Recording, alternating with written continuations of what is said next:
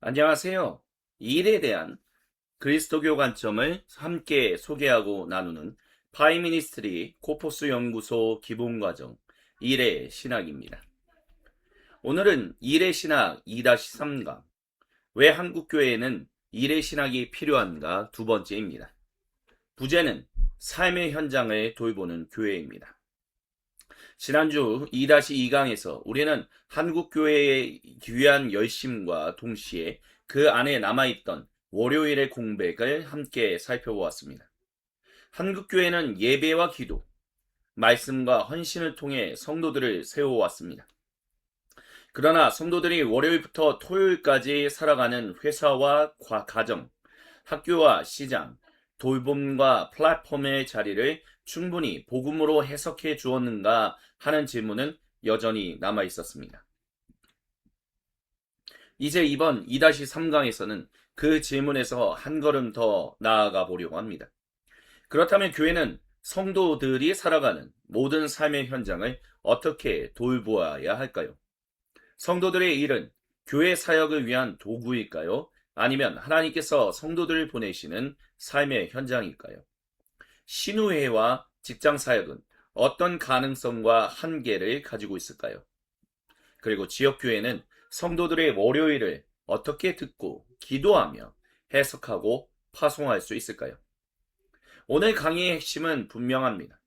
교회는 성도들을 교회 안에만 붙잡아두는 공동체가 아닙니다. 교회는 성도들을 모든 삶의 현장으로 다시 보내는 공동체입니다. 그러므로 오늘 우리는 삶의 현장을 돌보는 교회가 무엇인지 함께 살펴보겠습니다. 교회가 성장과 분배의 문제를 복음으로 충분히 해석하지 못할 때 하나의 문제가 생긴다는 점을 살펴보았습니다. 성도들의 일이 하나님께서 맡기신 삶의 현장으로 보이기보다 교회 사역을 돕기 위한 도구처럼 여겨질 수 있다는 것입니다. 물론 성도들이 자신의 소득으로 헌금하는 것은 귀한 일입니다. 성도들이 시간을 내어서 교회를 섬기는 것도 귀한 일이죠. 성도들이 자기 삶의 관계망 속에서 복음을 전하고 사람들을 교회 공동체로 초대하는 것도 귀한 일입니다. 문제는 성도들의 일을 그것으로만 볼 때 생깁니다. 성도는 돈을 벌어 교회를 재정적으로 돕는 사람, 성도는 시간을 내어 교회 프로그램을 움직이는 사람, 성도는 인간관계를 통해 교회로 사람을 데려오는 사람, 이렇게만 이해하면 성도들의 삶은 작아집니다. 성도들의 일도 작아집니다.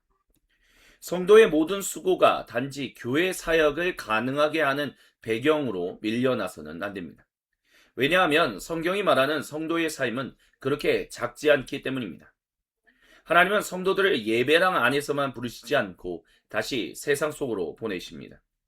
폴 스티븐스 교수님은 일의 신학이 필요한 이유를 설명하면서 교회가 모이고 흩어지는 리듬을 가진 공동체라고 말합니다.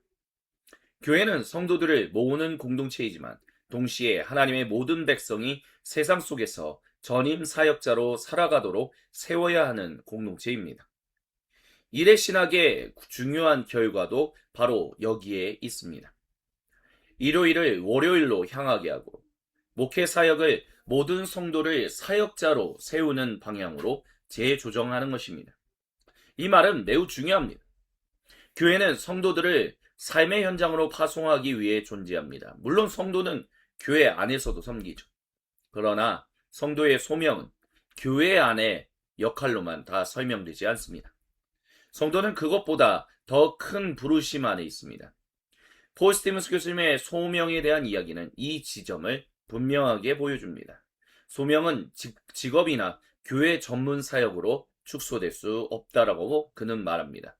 소명은 하나님께 속하고 하나님 앞에서 존재하고 또한 삶 전체로 살아내는 포괄적인 부르심입니다. 또한 새 언약 아래에서는 특별히 종교 전문가들만이 아닌 하나님의 모든 백성이 부름받습니다. 그렇기 때문에 성도의 일은 교회 사역의 도구가 아닙니다. 교회 사역은 중요하죠. 하지만 교회 사역이 성도들의 삶 전체를 흡수해서는 안 됩니다. 교회 봉사는 귀하지만 성도들의 모든 소명을 대신할 수는 없습니다. 교회 성장은 귀한 열매일 수 있지만 그것이 성도들의 일, 시간, 그리고 관계를 사용하는 최종 목적이 되어서는 안 됩니다. 물론 교회 공동체는 성도들의 헌신 없이 세워질 수 없습니다. 그러나 교회가 그것만 말하고 성도들의 월요일을 신학적으로 돌보지 않는다면 성도들은 이런 느낌을 받을 수 있습니다. 내 진짜 삶은 교회 밖에 있는데 교회는 그 삶을 모른다라고요. 이것은 매우 중요한 문제입니다. 왜냐하면 하나님은 성도들의 삶 전체를 부르시기 때문입니다. 하나님은 일요일에 예배만 받으시지 않고 월요일에 정직한 근로도 보십니다. 화요일에 돌봄도 보시고요. 수요일에 인내도 보십니다. 목요일에 책임도 보시고요. 금요일에 피로 속에서 버티는 믿음도 보십니다. 그리고 토요일에 가사와 관계 그리고 쉼의 수고도 보십니다. 하나님 나라는 예배당 안에만 머무는 나라가 아닙니다. 그래서 한국교회에 일의 신학이 필요한 이유가 여기에 있습니다. 성도들의 월요일을 교회의 필요에 종속시키는 것이 아니라 성도들의 월요일을 하나님 나라의 이야기 안에서 다시 보도록 돕는 것이 일의 신학입니다. 그렇다면 교회는 성도들의 일을 어떻게 바라보아야 할까요? 성도들의 일이 교회 사역의 도구가 아니라 교회는 성도들의 모든 삶의 현장을 바라봐야 한다면 우리는 그 삶의 현장을 복음으로 함께 읽고 돌보는 공동체가 되어야 합니다. 여기서 중요한 표현은 신학적으로 돌본다는 말입니다. 교회가 성도들의 모든 삶의 현장을 신학적으로 돌본다라는 말은 성도들이 실제로 살아가는 자리에서 하나님이 누구이신지, 인간이 누구인지, 일이 무엇인지, 돈, 성공, 그리고 실패를 어떻게 이해해야 하는지, 정직, 책임, 사랑, 그리고 정의가 무엇인지를 함께 묻는 것입니다.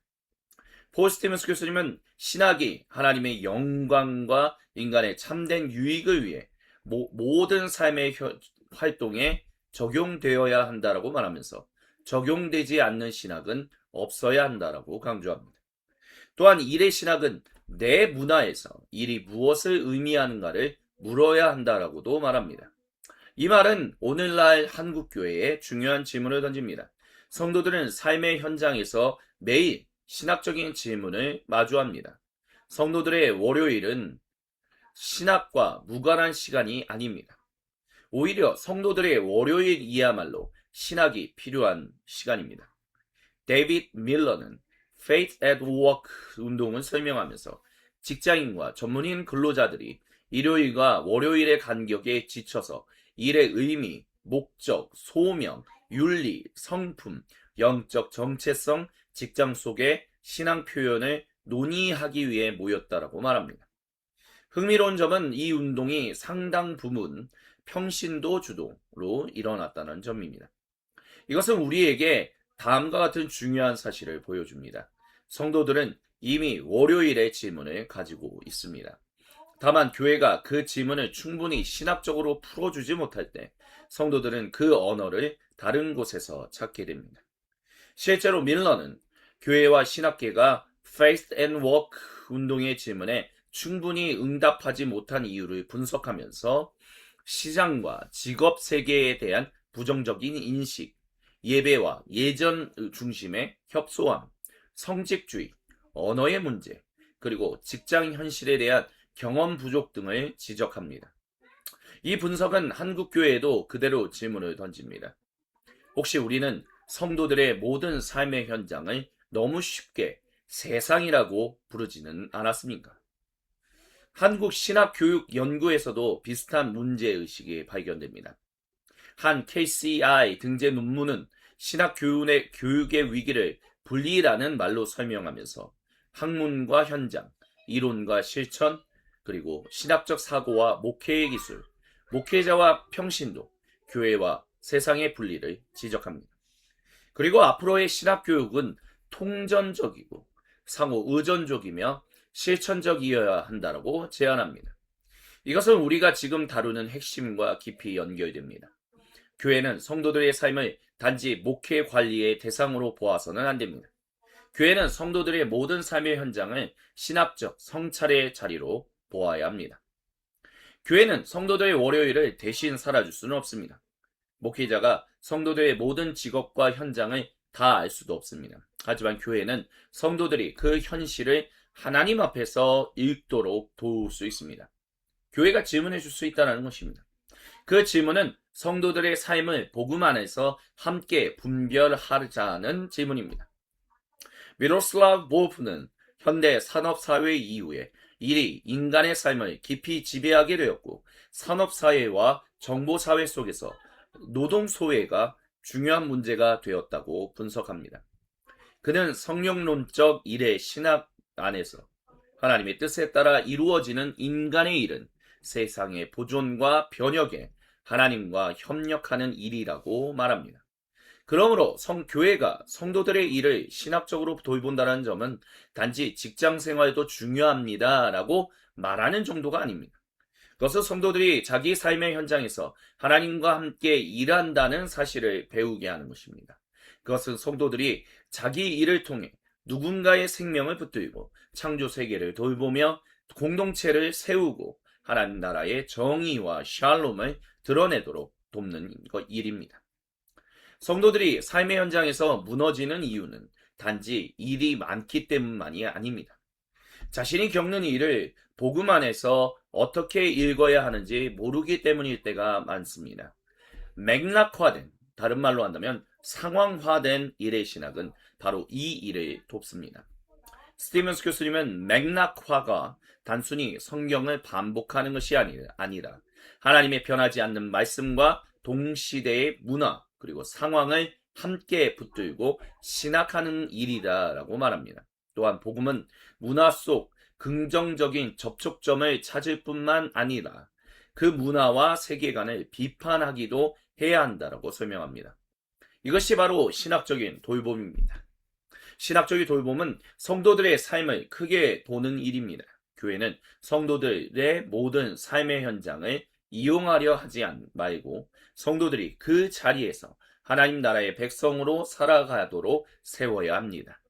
성도들의 모든 삶의 현장은 교회 밖에서 버려진 시간이 아니라 하나님께서 성도들을 보내신 자리입니다. 그렇기 때문에 교회는 성도들의 모든 삶의 현장을 신학적으로 돌보아야만 합니다. 한국교회 안에는 성도들의 모든 삶의 현장을 돌보려는 시도가 없었던 것은 아닙니다. 오히려 한국교회는 오래전부터 성도들이 회사와 직장 안에서도 믿음을 잃지 않도록 돕는 여러 시도들을 해왔습니다. 그 대표적인 예가 바로 신우회와 직장 사역입니다.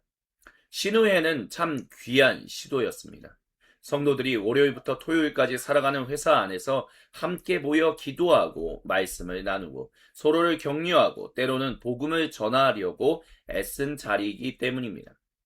회사 안에서 혼자 믿는 사람으로 살아가는 것이 쉽지 않습니다. 성과의 압박, 조직의 분위기, 상사의 요구, 동료와의 관계, 불공정한 관행, 회식 문화, 경쟁과 비교 속에서 성도는 쉽게 외로워질 수 있습니다. 그런 상황 속에서 함께 기도할 수 있는 사람들이 있다는 점은 큰 힘이 됩니다. 국내 직장 선교 연구에서도 직장은 현대 사회에서 매우 중요한 삶의 영역이며 직장 생활은 평신도 삶의 중요한 영역이라고 설명합니다. 또한 직장은 선교적인 자원뿐만 아니라 목회적인 차원에서도 교회와 목회자의 더 깊은 관심이 필요한 자리라고 말합니다. 많은 논문들이 직장 선교 활성화 방안 안에 직장 신우회의 정체성 회복, 지역교회와 일터교회 및 선교단체의 상호협력, 직장인 평신도 자비량 선교사 양성 등을 포함합니다. 이런 점에서 신우회와 직장사역은 한국교회가 성도들의 월요일을 돌보려 했던 중요한 흔적이라고 볼 수 있습니다. 하지만 동시에 우리는 신우회와 직장사역의 한계도 조심스럽게 보아야 합니다. 첫째, 신우회가 때로는 회사 안에 있는 또 다른 작은 교회처럼 운영될 수 있습니다. 물론 함께 예배하고 기도하는 일은 귀한 이것이죠. 하지만 회사 안의 신우회가 단지 예배 모임, 찬양 모임, 기도회, 성경 공부 모임으로만 머문다면 성도들의 실제적인 일의 문제를 충분히 다루지 못할 수 있습니다. 내 업무가 누군가에게 실제로 어떤 영향을 미치는지 어떻게 분별할 것인지, 신우회가 이런 질문까지 품지 못하고 단지 회사 안에서 교회 모임을 반복하는 방식으로만 머문다면 삶의 현장을 신학적으로 돌본다는 데에는 한계가 생깁니다. 데이빗 밀러가 분석한 Faith and Work 운동도 비슷한 문제를 보여줍니다. 밀러는 이 운동이 일요일과 월요일의 간격에 지친 직장인, 전문인 종사자, 노동자들이 일의 의미, 목적, 소명, 윤리, 성품, 영적 정체성, 직장 속의 신앙 표현을 논의하기 위해 모인 운동이라고 설명했죠. 그리고 이 운동은 상당 부분 교회 밖에서 평신도 주도로 일어났습니다. 이것은 성도들이 이미 월요일의 질문을 가지고 있다는 것을 보여줍니다. 다만 교회가 그 질문을 충분히 다루지 못할 때 성도들은 그 언어를 다른 곳에서 찾게 됩니다. 그런 점들이 결국 신우회가 또 다른 교회가 되어버리는 어떤 그런 한계를 만든다라고 할 수 있습니다. 하지만 그것이 결국에는 또 다른 직장 안에서 직장과 담을 쌓는 어떤 일련의 일들을 또한 양산해내기 때문에 결국에는 한계에 부딪힐 수밖에 없다라고 말씀을 드릴 수 있겠습니다. 두 번째, 신우회가 직장 자체를 복음으로 해석하기보다 직장을 전도의 통로로만 이해해야 할 위험도 있습니다. 전도는 귀한 일입니다. 그것을 부인하지 않습니다. 성도들이 직장 동료에게 복음을 전하고 그들을 그리스도의 사람으로 섬기는 것은 귀한 일입니다. 그러나 직장은 단지 전도 대상자를 만나는 장소만이 아닙니다. 직장은 성도들이 일하고 판단하며 책임지고 관계를 맺으며 정직과 지혜 그리고 사랑을 실천하는 삶의 현장입니다. 만약 직장을 주로 사람을 교회로 데려오기 위해서 만나는 접선 장소로만 본다면 그곳에서 이루어지는 일 자체의 의미가 다시 흐려질 수 있습니다.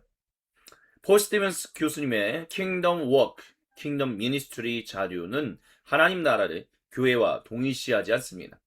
교회는 하나님 나라의 표지이지만 하나님 나라 그 자체는 아니며 하나님 나라는 단지 영적인 영역만이 아닌 개인적이며 사회적이고 경제적이며 정치적이며 그리고 우주적인 차원까지 포괄하는 통전적인 하나님의 다스림이라고 설명합니다.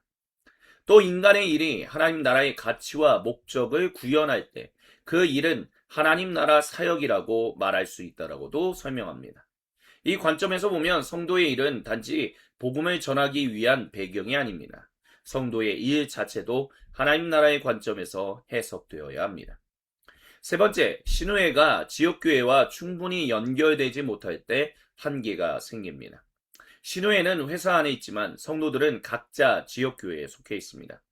성도들은 회사 안에서만 하나님의 백성이 되는 것이 아니라 예배 공동체 안에서 말씀을 듣고 성만찬과 교제 안에서 세워지며 다시 삶의 현장으로 파송됩니다. 그런데 신우회가 지역교회와 분리된 채 독립적으로 움직이면 회사 안에 또 하나의 교회를 만드는 것처럼 보일 수 있습니다. 이때 몇 가지 문제가 생기게 되죠.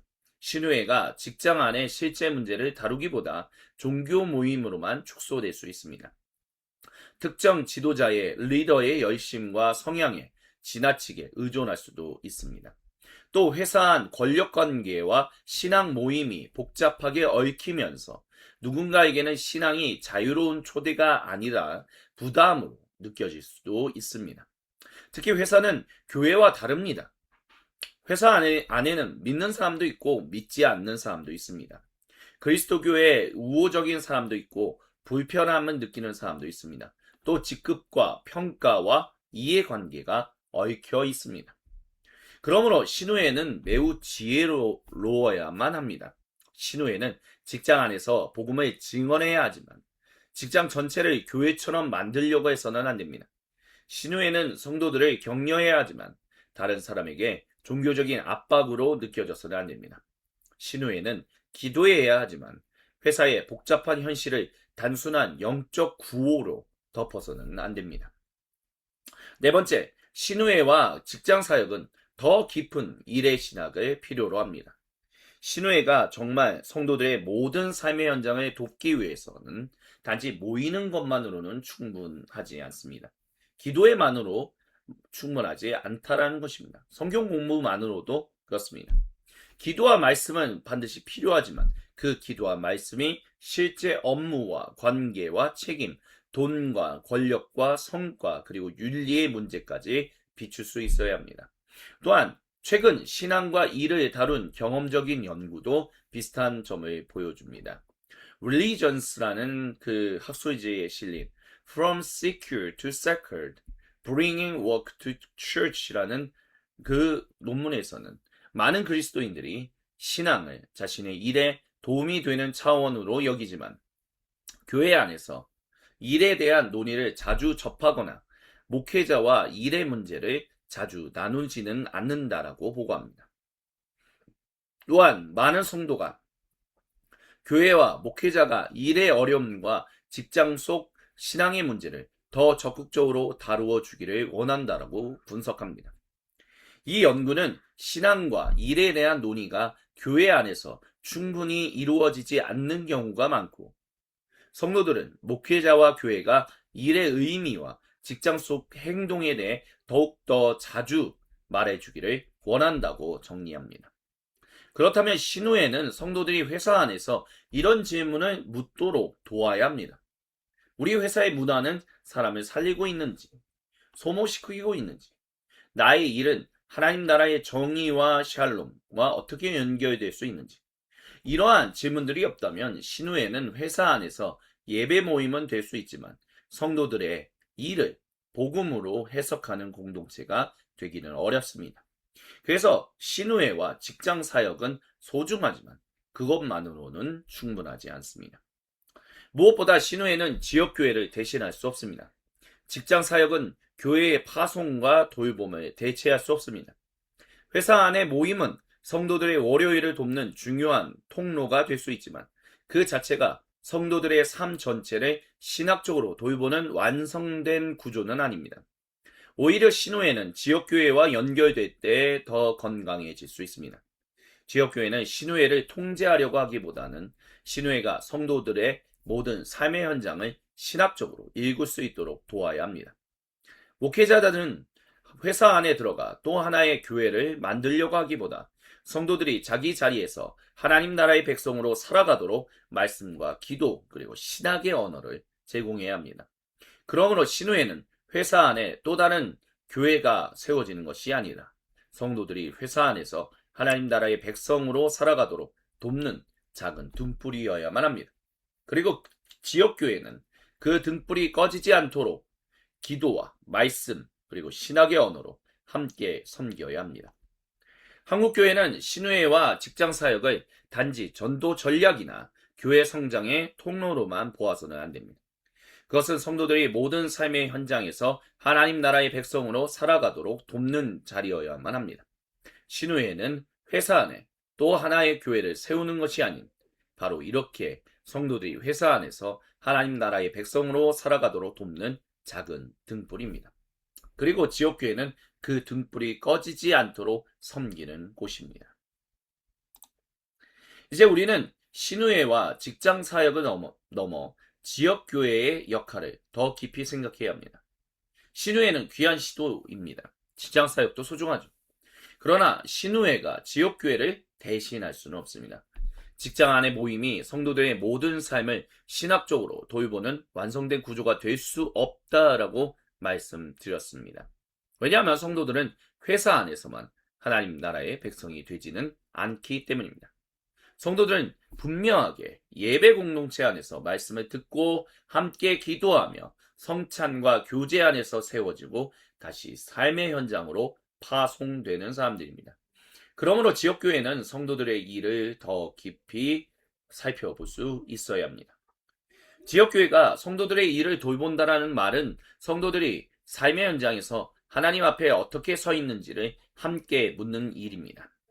폴 스티븐스 교수님은 신학이 하나님의 영광과 인간의 참된 유익을 위해 모든 삶의 활동에 적용되어야 한다라고 말하면서 적용되지 않는 신학은 없어야 한다라고 강조합니다. 또한 일의 신학은 나의 문화에서 일이 무엇을 의미하는가라는 질문을 던져야 한다라고도 말씀드렸습니다. 이 관점에서 보면 성도들의 일은 신학의 주변부가 아닌 바로 중심이다라고 할 수 있겠습니다. 성도는 모든 삶의 자리에서 신학적인 질문을 만납니다. 그렇기 때문에 지역교회는 바로 이 질문들을 성도들과 함께 물어야 합니다. 교회가 모든 직업의 세부 문제에 전문적인 답을 줄 수는 당연히 없죠. 하지만 교회는 성도들이 자기 일을 하나님 앞에서 읽도록, 중요한 것은 스스로 읽도록, 함께 읽도록 도울 수 있습니다. 교회는 성도들의 복음의 질문을 품고 자기 삶의 현장을 분별하도록 도울 수 있습니다. 그렇기 때문에 일의 신학이 하나님의 모든 백성이 세상 속에서 전임 사역자로 살아가도록 해방하고 성도들의 이 삶을 일요일에서 월요일로 향하게 하는 신학이라는 그 말을 우리는 좀 더 분명하게 그리고 더 깊이 받아들일 수 있어야만 합니다. 그래서 지역교회는 몇 가지 역할을 감당해야 합니다. 첫 번째는 지역교회는 성도들을 모든 삶의 현장을 귀담아 들어야 합니다. 교회는 지역교회가 성도들의 월요일을 돌보려면 그들의 월요일을 먼저 들어야 합니다. 일요일과 월요일의 간격에 지친 수많은 사람들이 있다는 말을 우리는 잊지 말아야 합니다. 성도들이 이미 월요일의 질문을 가지고 있다는 것. 교회가 그 질문을 충분히 들어주지 못하기 때문에 성도들이 그 언어를 다른 곳에서 찾고 있다는 것을 잊지 말아야 합니다. 두 번째, 지역교회는 성도들의 일을 예배와 말씀 안으로 가져와야 합니다. 설교와 기도 그리고 교육 속에서 성도들의 실제 삶의 질문이 사라져서는 안 됩니다. 성공과 실패, 돈과 소유, 노동과 쉼, 돌봄과 가사, 정직과 불이익, 성과와 자기증명, 성장과 분배, 경쟁과 비교, 이런 수많은 주제들이 성도들의 실제 삶입니다. 그리고 성경은 이런 삶의 문제와 무관하지 않습니다.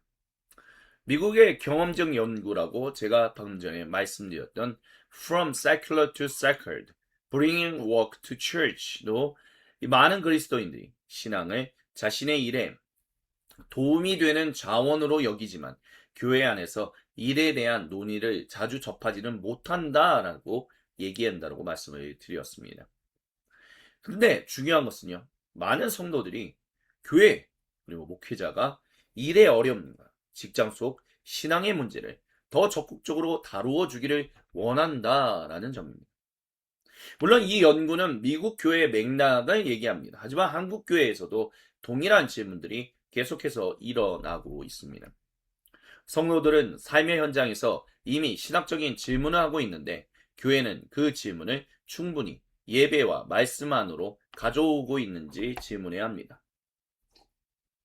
그래서 지금 소원빛 교회가 예배당 그 예배당에 지금 미션 153 교회가 예배를 드리고 있는데 주님께 예배를 드리고 있는데 그 LG 사이언스 파크의 여러 다양한 그런 곳 중에서 LG CNS 신우회 분들이 교회에서 예배당에서 목사님과 함께 예배를 드렸다라는 이야기를 들었습니다. 그리고 그 목사님이 계속해서 신우회의 목회자, 사목이 되어주기를 원한다라는 이야기도 들었습니다. 지역교회에서 충분히 해가 되지 못하고 있기 때문에 그들의 월요일이 가지고 있는 그 질문에 충분한 대화가 이루어지지 못하고 있기 때문에 미션 153 교회, 그 소금빛 교회 예배당이 세워져 있는 그곳에서 그 일이 일어났다는 것입니다. 2018년도에 소금빛 교회가 세워졌던 이유도 바로 그 일을 위해서였습니다. 그리고 소금빛 교회가 지금 그 예배당을 쓰지는 못하고 있지만 계속해서 그 예배당을 붙들고 있는 이유도 오직 하나, 그 일을 이루실 그 비전을 주신 주님을 또한 이와 같은 일들이 실제로 일어나고 있다는 것을 알고 있기 때문에 소금빛 교회가 계속해서 그 예배당을 다른 분들에게 제공하면서 주님의 귀한 일이 소금빛 교회라는 이름을 통해서 못 일어난다 할지라도 다른 분들을 통해서 일어나기를 간절히 기도하고 있었다는 것입니다. 그래서 그 일이 일어나고 있다는 것은 진실로 정말로 지역교회가 성도들의 일을 돌봐야 한다는 것을 보여주는 중요한 증거다라고 얘기할 수 있을 것입니다. 세 번째, 지역교회는 성도들을 삶의 현장으로 파송해야 합니다. 교회는 성도들을 다시 삶의 현장으로 보내는 공동체입니다. 그래서 파송의 언어가 회복되어야만 합니다. 성도들이 교회 문을 나설 때 신앙이 끝나는 것이 아니다. 사명이 시작된다는 것을 배워야 합니다. 이 점은 소명론과도 깊이 연결됩니다. 포 교수님이 소명을 직장이나 교회 전문 사역으로만 축소하는 것은 오해라고 지적하는 바를 기억해야만 합니다. 소명은 우리 모두가 하나님께 속하고 하나님 앞에서 존재하며 삶 전체로 살아내는 포괄적인 부르심이라는 것을 잊지 말아야 합니다. 네 번째, 지역교회는 성도들이 서로가 가진 삶의 현장을 위해 기도하도록 도와야 합니다. 교회는 더 넓게 기도할 수 있어야 합니다. 직장에서 어려운 결정을 앞둔 성도를 위해 기도할 수 있습니다. 부당한 문화 속에서 정직을 지키려는 성도를 위해 기도할 수 있습니다. 돌봄과 가사 노동으로 지친 성도를 위해 기도할 수 있습니다. 사업의 책임을 지고 사람들을 고용하는 성도를 위해 기도할 수 있습니다. 실직과 이직의 불안 속에 있는 성도를 위해 기도할 수 있고요. 공부와 진로 앞에서 자기 가치를 증명하려 애쓰는 청년들을 위해서도 기도할 수 있습니다. 이런 기도는 성도들의 월요일을 교회 안으로 가져옵니다. 다섯째, 지역교회는 신우회와 직장사역을 연결하고 섬겨야 합니다. 목회자가 회사 안에 들어가 또 하나의 교회를 만들 필요는 없습니다. 지역교회가 모든 신우회를 직접 관리할 수도 없죠. 오히려 지역교회는 성도들이 회사 안에서 하나님 나라의 백성으로 살아가도록 신학의 언어와 기도의 자원을 제공해야 합니다. 그래서 방금 전에 우리가 살펴봤듯이 신우회는 회사 앞에 작은 등불입니다. 그리고 지역교회는 그 등불이 꺼지지 않도록 기름을 공급하는 공동체입니다. 그리고 그렇게 되어야 합니다. 이렇게 될 때 신우회는 지역교회와 분리된 작은 종교 모임이 아닌 지역교회와 삶의 현장을 연결하는 통로가 됩니다. 한 KCI 논문은 신학교육의 위기를 분리라고 말씀을 드렸습니다. 그래서 앞으로의 신학교육은 통전적이고 상호 의존적이어야 한다고 말씀을 드렸습니다. 이 문제의식은 지역교회 사역에도 그대로 적용해야만 합니다. 교회와 삶의 현장, 목회자와 평신도, 예배와 일상의 분리를 다시 연결하는 것이야말로 지역교회가 감당해야 할 중요한 과제입니다. 특별히 신우회 안에 속해 있는 성도들이 섬기는 교회 목회자들이 함께 연합하여 신우회가 하는 일을 지원한다면 얼마나 좋을지 한번 상상해 보았으면 좋겠습니다.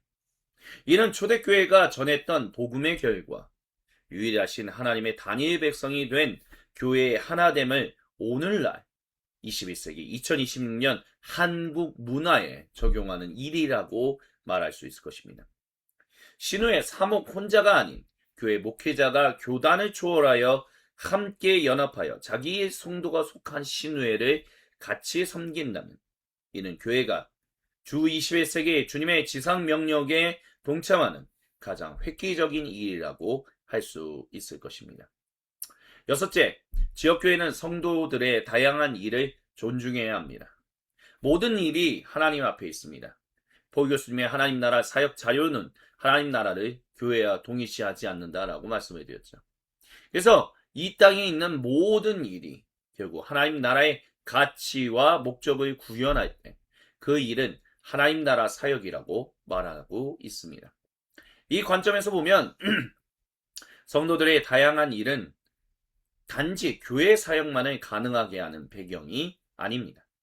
좋은 제품을 만드는 일, 정직하게 거래하는 일, 아이를 돌보는 일, 병든 사람을 간호하는 일, 학생을 가르치는 일, 공정하게 사람을 대하는 일, 가정을 돌보는 일, 시장에서 신뢰를 지키는 일, 플랫폼 노동 속에서도 인간의 존엄을 붙드는 일 등등등 이 모든 것은 하나님 앞에서 다시 해석되어야 할 삶의 현장입니다.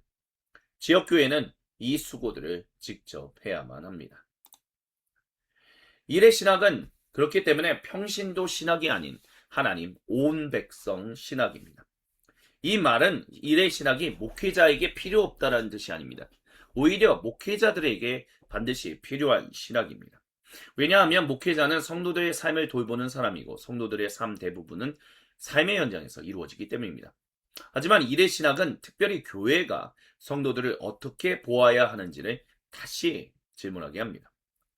성도는 단지 목회자가 아닌 사람이 아닙니다. 성도는 목회자의 보조 인력도 아니고 교회 사역의 관객도 아니고 무엇보다 보내는 선교사도 아닙니다. 모든 성도는 다 하나님의 백성이고 다 하나님의 보냄받는 선교사입니다. 그 보냄받는 거에 있어서 무엇인가 보내는 선교사와 보냄받는 선교사가 나눠지는 것은 굉장히 잘못된 적용이다라는 것을 우리는 기억해야 합니다. 그래서 저는 평신도 신학이라는 표현보다 하나님 온 백성 신학이라는 표현이 또한 좋다라고 생각합니다. 왜냐하면 이 표현은 목회자와 비목회자 또는 선교사와 보내는 선교사와 받는 선교사라는 이상한 구분을 하지 않고 하나님의 모든 백성이 함께 부름받고 함께 보냄받았다라는 복음의 진실을 더 잘 드러내기 때문입니다. 포 교수님은 소명을 그렇기 때문에 직업이나 전문 그리스도교 사역으로 축소해서는 안 된다라고 말합니다. 그 하나님의 진정한 소명은 단지 무슨 일을 하느냐라는 것이 아닙니다.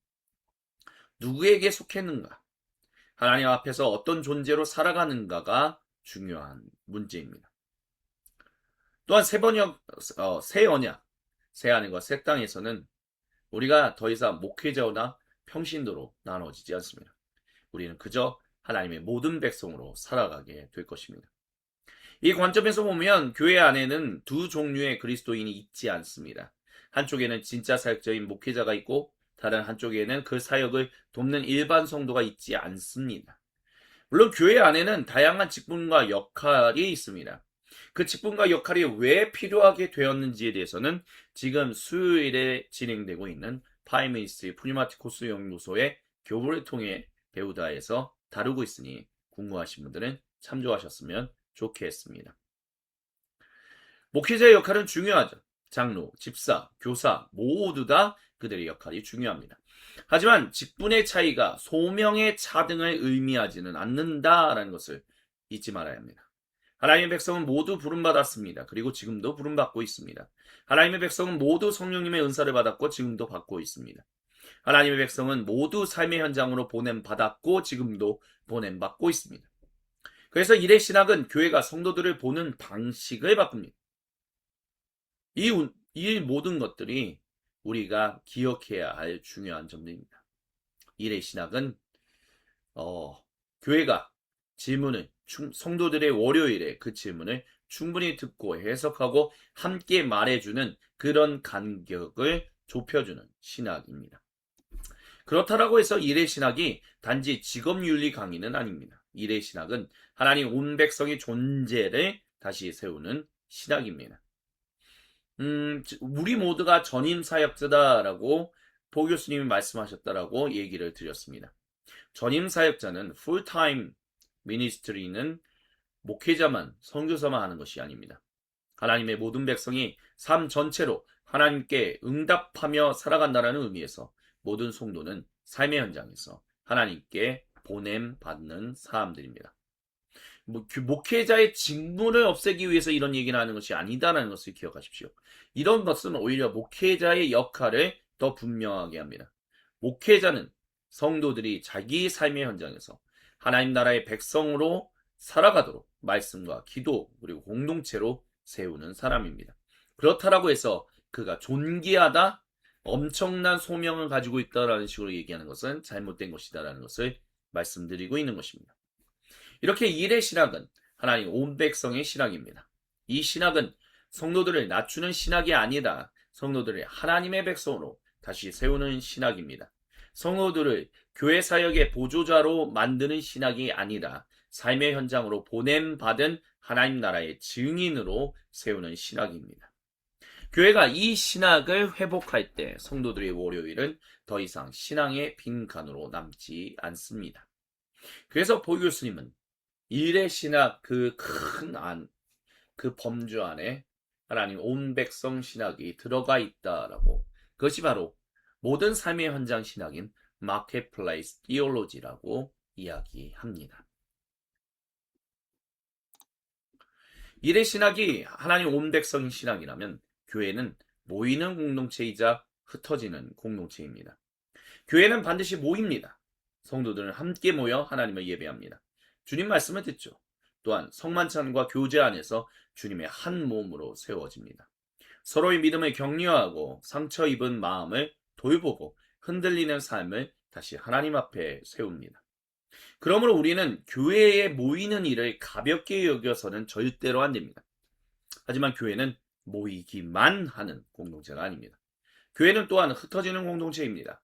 흩어진다는 것이 보냄받는다라는 말입니다. 성도들이 예배당 문을 나서는 순간 예배에서 들은 주님 말씀이 성도들의 삶 속으로 들어가기 시작합니다.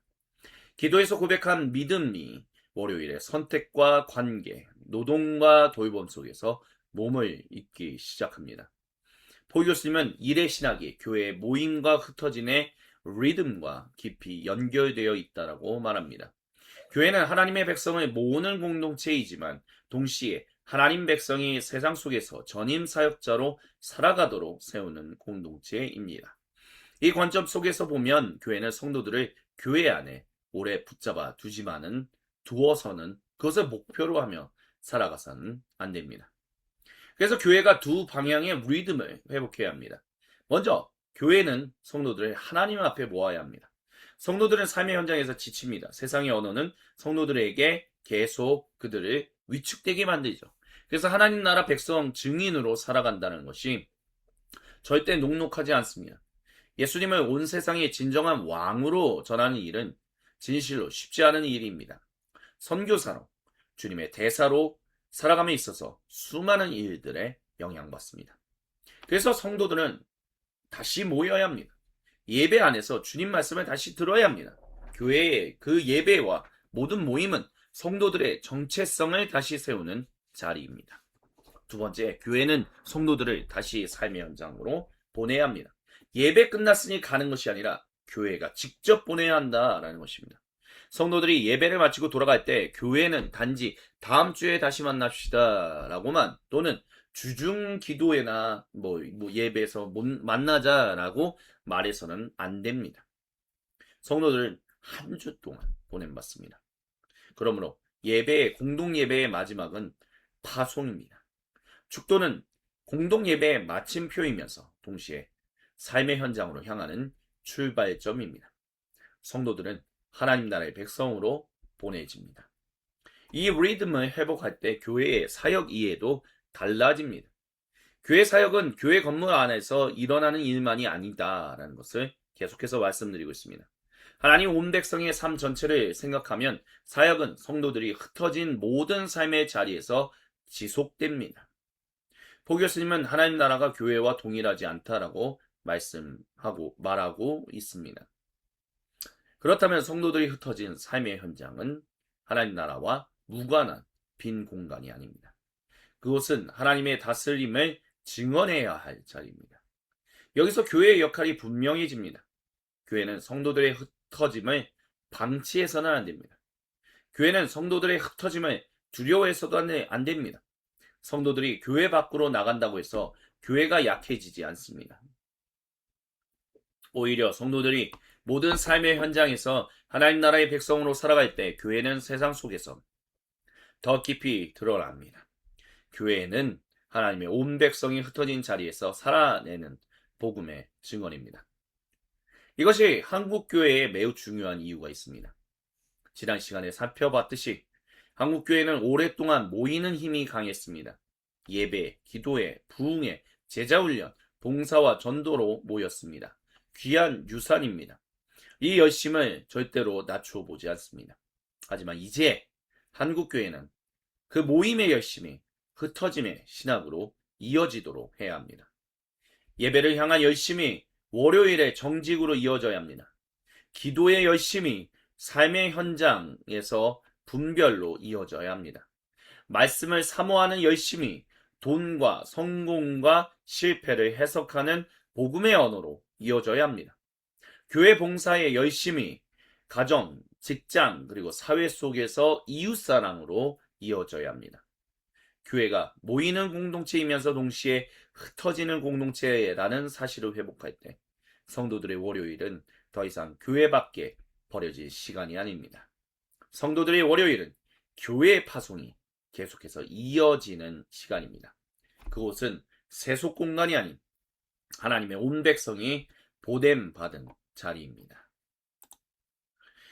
우리는 이렇게 이번 시간에 삶의 현장을 돌보는 교회가 무엇인지 함께 살펴보았습니다. 먼저 우리는 성도들의 일이 교회 사역의 도구가 아니라는 사실을 보았습니다. 성도들이 대부분 시간을 보내는 삶의 현장은 하나님께서 성도들을 보내시는 자리입니다. 또한 우리는 교회가 성도들의 모든 삶의 현장을 신학적으로 돌보아야 한다라고 또 이야기했습니다. 교회는 성도들의 모든 월요일 질문을 함께 질문해야 합니다. 또 우리는 신우회와 직장사역의 가능성과 한계도 잠시 함께 살펴보았습니다. 신우회가 귀한 시도이다라는 것, 한 회사 안에서 함께 기도하는 것, 말씀을 붙들고 격려하는 것이 소중한 일이다라는 것은 절대 부인될 수 없습니다. 그러나 교회 신우회가 회사 안에 또 하나의 작은 교회가 되어서는 안 됩니다. 신우회는 지역교회와 연결되어 성도들이 삶의 현장에서 하나님 나라의 백성으로 살아가도록 돕는 작은 등불이 되어야 합니다. 여기에 지역교회의 역할이 중요합니다. 그들을 향한 정말 그런 지원하는 공동체가 되어야 합니다. 우리는 또한 일의 신학이 하나님 온 백성의 신학이라고 말했습니다. 모든 성도는 하나님 백성입니다. 목회자와 비목회자, 선교사와 보내는 선교사와 보냄받는 선교사를 나누는 방식보다 더 중요한 점은 하나님의 모든 백성이 함께 부름받고 함께 보냄받는다는 사실입니다. 직업은 다를 수 있습니다. 그러나 부르심의 존엄은 차등화될 수 없습니다. 그리고 우리는 교회가 모이는 공동체이자 흩어지는 공동체라는 사실도 살펴보았습니다. 그래서 예배의 마지막은 축도는 예배의 마침표이면서 동시에 삶의 현장으로 향하는 출발점입니다. 이 모든 이야기를 한 문장으로 정리하면 이렇게 말할 수 있습니다. 교회는 성도들의 월요일을 회복해야 합니다. 여기서 월요일은 단지 한 주의 첫 근무일만을 뜻하지 않습니다. 월요일은 성도들이 실제로 살아가는 삶의 현장을 상징합니다. 복음은 성도들의 월요일을 다시 불러냅니다. 그러므로 교회는 성도들의 월요일을 들어야 합니다. 경청해야 합니다. 교회는 성도들을 월요일로 파송해야 합니다. 성도들이 예배당 문을 나설 때 신앙이 끝나지 않고 사명이 시작된다는 점을 말해 주어야 합니다. 무엇보다 임마누엘 하나님이 모든 삶의 현장에서 함께 하신다는 것을 기억하게끔 도와야 합니다. 이것이 월요일의 믿음을 회복하는 교회입니다. 그렇다면 이제 다음 질문으로 넘어가고자 합니다. 우리가 성도들의 월요일을 회복해야 한다면 그 월요일은 무엇으로 회복할 수 있을까요? 성도들의 월요일은 성경의 큰 이야기 안에서 다시 읽혀야 합니다. 그래서 다음 주 3강, 3-1, 3-2 이렇게 이 3강에서 우리는 본격적으로 성경의 이야기 안에서 하나님께서 특별히 창조 속에서 하나님이 인간의 일을 어떻게 바라보셨는지에 대해서 살피고자 합니다. 이렇게 오늘은 2-3강, 2강을 전체 마쳤습니다. 지금까지 시청해주신 분들께 감사드립니다. 다음 주 3강, 특별히 성경이 우리의 일을 창조와 관련해서 어떻게 이야기하고 있는지에 대해서 함께 살펴보겠습니다.